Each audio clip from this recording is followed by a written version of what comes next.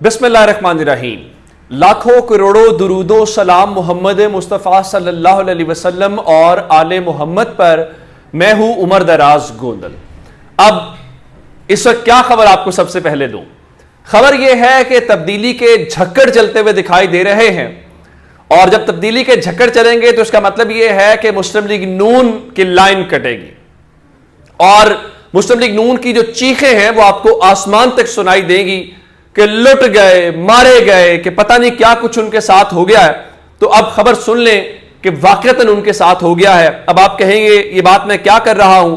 میں آپ کے سامنے سب سے پہلے آج رکھنا یہ چاہتا ہوں کہ اب اگر آپ یہ دیکھیں کہ اچانک سے وہ پاکستان ٹیلی ویژن، یعنی میں آپ کو ایک خبر دینا چاہتا ہوں. آج شان مسعود پاکستان کے کرکٹر ہیں، انہوں نے ریکارڈ توڑا.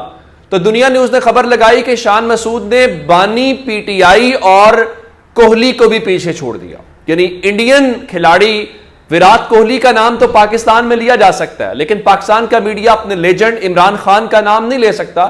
بھائی پی ٹی آئی کا کرکٹ سے کیا لینا دینا، وہ تو عمران خان کھیلتا تھا. یہ صورتحال ہے. لیکن اگر آج اچانک پاکستان ٹیلی ویژن یعنی پی ٹی وی کے اوپر عمران خان ہو جائے، پاکستان تحریک انصاف ہو جائے، تو پھر سمجھ لیجئے کچھ ہوائیں چل رہی ہیں، اور ان ہواؤں کی وجہ سے کسی کی ہوا نکل رہی ہے. آج ہوا کیا ہے؟ آج پاکستان تحریک انصاف کی جانب سے باضابطہ ایک پریس کانفرنس کی گئی، جس میں بیرسٹر گوہر موجود تھے، جس میں لطیف کھوسہ موجود تھے، جس میں دیگر پنجوتا صاحب اور دیگر ان کے جو رہنما ہیں وہ موجود تھے. ایک تو جو پاکستان تحریک انصاف کے چیئرمین بیرسٹر گوہر ہیں، انہوں نے بڑے دو ٹوک انداز کے اندر کہا کہ دیکھیں اگر صاف شفاف انتخابات نہ ہوئے تو ملک ڈی ریل ہو جائے گا. انہوں نے کہا کہ اس ملک میں اس وقت سخت انتخابات ہونے جا رہے ہیں، ملک کا دیوالیہ ہو جائے گا اگر شفاف انتخابات نہ کروائے گئے، الیکشن شفاف نہ ہوئے تو معیشت تباہ ہو جائے گی. انہوں نے کہا کہ اس وقت بلے کا نشان جو ہے وہ لینے کا صرف ایک ہی مقصد ہے کہ پی ٹی آئی شفاف انتخابات میں جو ہے وہ سامنے نہ آ سکے. ان کے مطابق بلہ صرف سیاسی نشان نہیں بلکہ 70% عوام کی امنگوں کا ترجمان ہے، اور بلے کا نشان واپس لینے کا مقصد صرف ایک ہے کہ آپ ایک سیاسی جماعت کو ختم کر رہے ہیں الیکشن کے اندر. اب یہ ساری صورتحال ہوئی، لیکن دلچسپ بات کیا تھی؟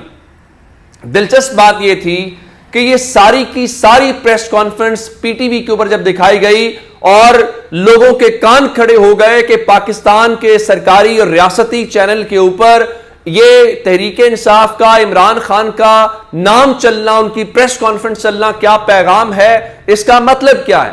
کیا کوئی خاص تبدیلی آ گئی ہے؟ کیا سوچ تبدیل ہو گئی ہے؟ کیا عوام کا مینڈیٹ تسلیم کر لیا گیا ہے، یا پھر اب یہ مان لیا گیا ہے کہ بھائی یہ عوام جو ہے اور عوام کی جو پسندیدگی ہے وہ جیت گئی ہے؟ بہرحال پاکستان تحریک انصاف کی یہ ایک بہت بڑی فتح ہے، اور آپ کو اس چیز سے دکھائی دے گا کیونکہ آج بھی مسلم لیگ نون کا خیال یہ ہے، وہ ہر چیز کو لے کے 9 مئی کے واقعات سے لے کے وہ ہر چیز کو سیاسی طور پہ کیش کرنا چاہتی ہے. اور آج بھی وہ کہہ رہے تھے جی وہ فلاں ہو گیا، جی یہ ہو گیا. ارطاد تارڑ کی پریس کانفرنس مثال کے طور کے اوپر انہوں نے آج یہ اسٹیبلش کیا کہ جناب وہ جو جج ہیں پشاور ہائی کورٹ کے، وہ پاکستان تحریک انصاف کے ریلیٹیو ہیں، عمر ایوب کے. میں بتا دیتا ہوں آپ کو، لیکن آپ حیران اس بات کے اوپر ہوں گے کہ ان کے والد صاحب اور ان کے بھائی مسلم لیگ نون کی جانب سے ایم این اے منتخب ہوتے رہے ہیں.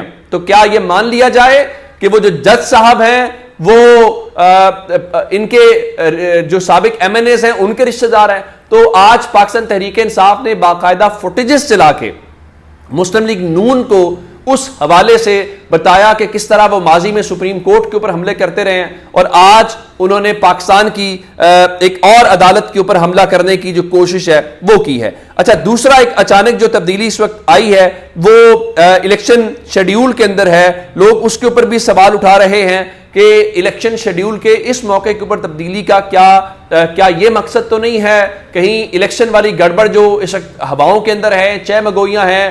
لوگ اب بھی سوال پوچھ رہے ہیں کہ کیا الیکشن اپنے ٹائم پہ ہوگا، کیا الیکشن ہونے جا رہا ہے؟ یہ بڑے بنیادی سوالات ہیں. اب سے تھوڑی دیر پہلے الیکشن کمیشن پاکستان کی جانب سے شیڈیول میں تبدیلی کی گئی ہے اور کہا گیا ہے کہ جو اسکروٹنی کا عمل ہے وہ 13 جنوری تک جاری رہے گا اور اس کے خلاف اپیلیں 16 جنوری تک ہوں گی، جس کے بعد 19 جنوری تک جو ہے وہ ان اپیلوں کو نمٹایا جائے گا اور حتمی فہرست اس کے بعد لوگوں نے اس کے اوپر کان کھڑے کیے، جس کے بعد یہ بتایا گیا نہیں، یہ صرف اور صرف جو ہے وہ مخصوص نشستوں کے لیے ہے۔ لیکن اس چیز کا ہونا بھی ایک انڈیکیٹر ہے کہ all is not well، چیزیں ٹھیک نہیں ہیں۔ خاص کر مسلم لیگ نون جو ہے وہ دعویٰ تو بہت کر رہی ہے، لیکن آج جب مسلم لیگ نون کے صدر شہباز شریف وہاں پہ پہنچے ہوئے تھے کراچی کے اندر، وہاں پہ وہ تقریریں بھی کر رہے تھے اور اپنے سابق اتحادی پیپلز پارٹی کو کرٹیسائز بھی کر رہے تھے، تو ایسے میں ہوا کیا کہ رضا ہارون جو ہیں وہ اپنے ساتھیوں سمیت پاکستان پیپلز پارٹی میں شامل ہو گئے ہیں۔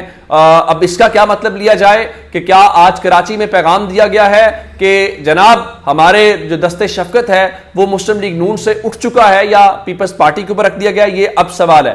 مسلم لیگ نون اس وقت ایک اس کے اوپر گزر ضرور رہی ہے، وہ رمیش کمار نے بھی کہا تھا کہ مسلم لیگ نون پٹڑی سے اتر گئی ہے۔ اب اس کی کیا وجوہات ہیں؟ ابھی یہ کہہ دینا کہ جی مسلم لیگ نون کو بالکل یہ قبل از وقت ہوگا، لیکن کچھ ہیپننگ ضرور ہو رہی ہیں جو سوالیہ نشان ہے یا جو عام طور پہ کان کھڑے ہونے والی چیزیں ہیں وہ ضرور ہو رہی ہیں۔ اچھا، اس دوران ایک اور بڑی اہم ڈیولپمنٹ ہوئی ہے، وہ ڈیولپمنٹ آج پرویز خٹک کی جانب سے۔ پرویز خٹک عمران خان کے ساتھ رہے اور وہ مذاکراتی کمیٹی کا بھی حصہ تھے، پھر وہ ایک مذاکرات کے لیے کسی جگہ بلایا گیا ان کو، پرویز خٹک کو اور اسد کیسر کو، پھر ان کو بٹھا لیا گیا، پھر ایک پریس کانفرنس کروائی گئی، وہ پریس کانفرنس کے اندر بھی پرویز خٹک بولے اور اسد کیسر تو خیر اس کے اندر نہیں بولے۔ آج پرویز خٹک کہہ رہے تھے جی انہوں نے عمران خان نے جب فوج دشمنی شروع کی تو تب وہ الگ ہوئے اور ان کے مطابق فوج کی وجہ سے ملک بچا ہوا ہے اور عمران خان صدارتی نظام لا کر بادشاہ بننا چاہتا تھا۔ پہلی بات یہ ہے کہ فوج سب کی ہے اور عمران خان تو یہ بہت کھل کے کہہ چکے ہیں کہ میرا ہونا یا نہ ہونا میٹر نہیں کرتا، فوج کا ہونا ضروری ہے۔ عمران خان تو کہتے ہیں کہ فوج بھی میری ہے، ملک بھی میرا ہے۔ یہ کون لوگ ہیں جو اس قسم کی سٹیٹمنٹس دے کے اپنا کام بنانا چاہتے ہیں یا ان کا خیال ہے کہ وہ اس سے مضبوط ہو جائیں گے؟ بالکل بھی مضبوط نہیں ہوں گے۔ پاکستان کے لوگ سمجھتے ہیں اور پرویز خٹک کو دودھ کا دودھ اور پانی کا پانی ہو جائے گا۔ ذرا عوام میں تو جا کے دیکھیں، اب ان لوگوں کی وجہ سے یہ ساری چیزیں کرتے رہے، آج یہ تو موجوں میں ہیں اور جو لوگ جیلوں میں بچا رہے ہیں ان کی وجہ سے، ان کا کیا قصور ہے؟ آج میں تصویر دیکھ رہا ہوں کہ خدیجہ شاہ جو ہے وہ 225 دن کے بعد اپنی فیملی کے ساتھ ری یونائٹ ہوئی ہیں، چونکہ ان کو کوئٹہ کی عدالت نے بری کر دیا ہے اور بری ہونے کے بعد وہ یہاں پہ پہنچی ہیں، تو آج کم از کم وہ اپنی فیملی کے ساتھ ہیں۔ پرویز خٹک نے کیا کیا ہے؟